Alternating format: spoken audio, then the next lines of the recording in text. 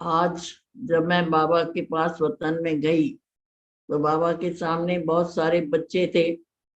बाबा ने पूछा, बच्चे किस स्थिति में बैठे हो? तो बाबा ने कहा, एक की याद में बैठे हो या अनेकों की याद में बैठे हो? तो कहा, जब बैठते हो तब तो बुद्धि में ये रहता है कि हमको एक बाबा को याद करना है, लेकिन बैठने के बाद तुम्हारी स्थिति एक की याद में हो, तो एक की याद में रहेंगे तो प्राप्ति प्राप्ति है। लेकिन कई बच्चे एक की याद के बजाय अनेकों की यादों में चले जाते हैं। अनेकों की यादों में जाने के बाद बच्चों को जो है, जो प्राप्ति होनी चाहिए वो नहीं होती। फिर बाबा ने सुनाया, बाबा को हमने भोग स्वीकार कराया, याद प्यार दिया सभी का।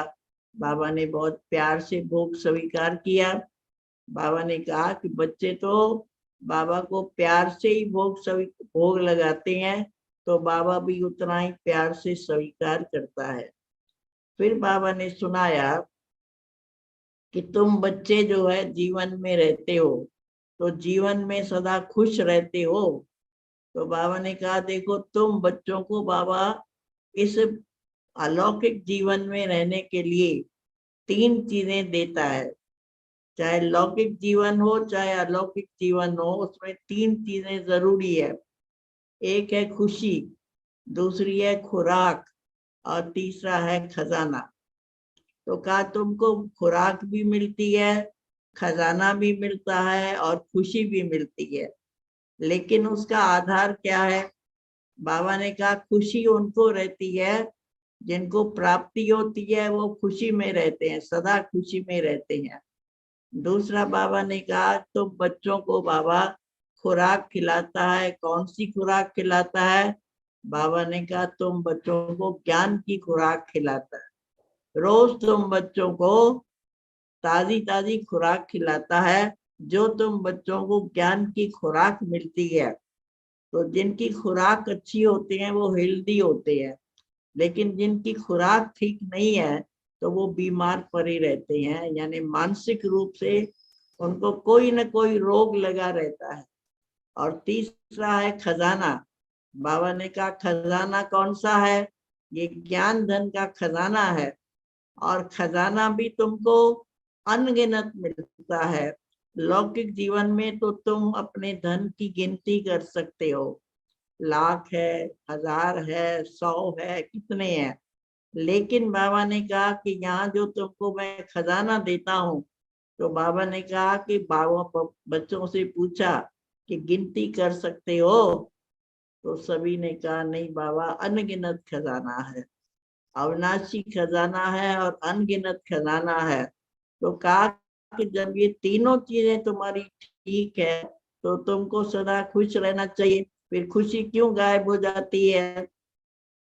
तो किसी ने कहा, बाबा बीच में माया आ जाती है। जब माया आती है, कोई पेपर आता है, परिस्थिति आती है, तो खुशी गायब हो जाती है। लेकिन बाबा ने कहा, उस समय तुम्हारा खजाना कहाँ चला जाता है? तुमको जो ये खजाना दिया है, तो टाइम पे उसको यूज करो ना। कहा, किसी के पास कोई चीज हो और टाइम पे उसको याद नहीं आए तो फायदा क्या हुआ? तो ज्ञान खजाना बुद्धि में तो रहता है, परंतु प्रैक्टिकल में उसको यूज नहीं कर पाते हो, इसीलिए खुशी गायब हो जाती है। उसके बाद बाबा ने सुनाया कि तुम बच्चों का जो संग है वो बहुत अच्छा होना चाहिए। सबसे बड़ा अच्छा संग क्या है? बाबा ने कहा, कहते हैं सब भक्ति में भी कहते हैं सत्संग करना चाहिए। तो कहा, तुम भी सत्संग करो। मैंने कहा, बाबा भक्ति तो हम करते नहीं है, तो सत्संग कौन सा करेंगे? कहा कि सत्य परमात्मा पिता के साथ बुद्धि का संग रखना, ये है सच्चा सच्चा सत्संग। अगर तुम्हारी बुद्धि बाबा के संग में रहती है तो सत्संग होता है।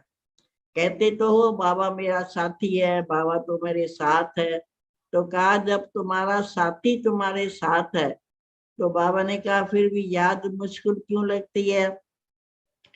एक तरफ कहते हैं सहज है, परंतु जब बैठते हो तो मुश्किल लगती है।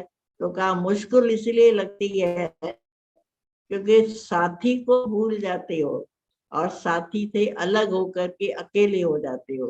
तो कहा सत्संग करो, यानी सदा सत्य का संग करो, एक सत्य परमात्मा के संग में रहो। तो बाबा ने कहा उस सत्संग में रहने से तुम सदा उसकी याद में रहेंगे, अच्छे विचारों में रहेंगे, और इसीलिए बाबा ने कहा फिर तुम्हारी खुशी भी कायम रहेगी।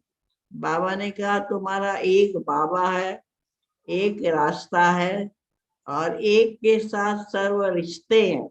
का रिश्ते भी एक के साथ है, रास्ता भी एक है, और बाप भी तुम्हारा एक है, और याद भी तुमको एक को करना है। तो कहा तुम बच्चों को फिर भी मुश्किल इसीलिए होती है क्योंकि तुम्हारी बुद्धि एक के बजाय अनेकों में चली जाती है। तो कहा बाबा ने कहा जब एक के रास्ता है तो बन जाओगे फरिश्ते। फरिश्ता बनना भी सहज होगा। लेकिन क्योंकि बाबा ने कहा कि तुम और रास्तों में चले जाते हो, तो बाबा ने कहा और सब रास्ते बंद कर दो। जब और रास्ते बंद होंगे तो एक ही रास्ते पे जाएंगे। तो बाबा ने कहा वो कौन सा रास्ता है? वो है श्रीमत। अगर एक श्रीमत के रास्ते पे तुम बच्चे सदा चलते रहेंगे तो बाबा ने कहा कभी भी दूसरे रॉन्ग रास्ते में नहीं जा सकते हैं। लेकिन जब एक रास्ते के बजाय दूसरे किसी रास्ते, उल्टे रास्ते में चले जाते हो, फिर बाबा ने कहा तुम्हारी खुशी भी गायब हो जाती है। यानी तुम भटक भी जाते हो और खुशी भी गायब हो जाते हो। सदा ये याद रखो, एक रिश्ता, एक के साथ हमारा रिश्ता, एक ही हमारा रास्ता, और एक ही हमारा बाबा है जिसकी याद में मुझे रहना है। तो बाबा ने कहा ये है सहज तरीका, लेकिन है सहज, लेकिन तुम मुश्किल खुद बना देते हो, तो सब रास्ते बंद कर दो। तो बाबा ने कहा जब और रास्ता है ही नहीं तो जाओगे कहाँ?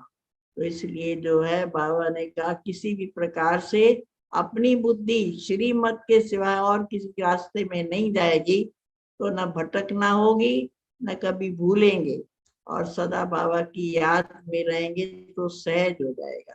तो बाबा ने कहा वर्तमान समय पर समय बहुत कम है और काम बहुत करना है, पुरुषार्थ बहुत करना है। अभी तक तुम कर्मातीत अवस्था को नहीं प्राप्त हुए हो, इसलिए समय तो बाबा ने कहा तीव्र गति से जा रहा है, कम है। तो कम समय में अधिक पुरुषार्थ करो, कम समय में अधिक सफलता को प्राप्त करो। उसके लिए तीव्र पुरुषार्थी बनो। अलबेले पुरुषार्थी जब बन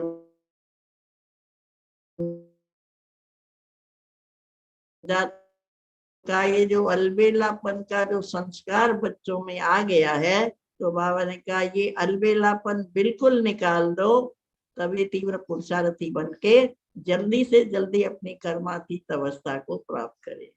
उसके बाद सभी बच्चों के लिए बहुत बहुत याद प्यार दिया।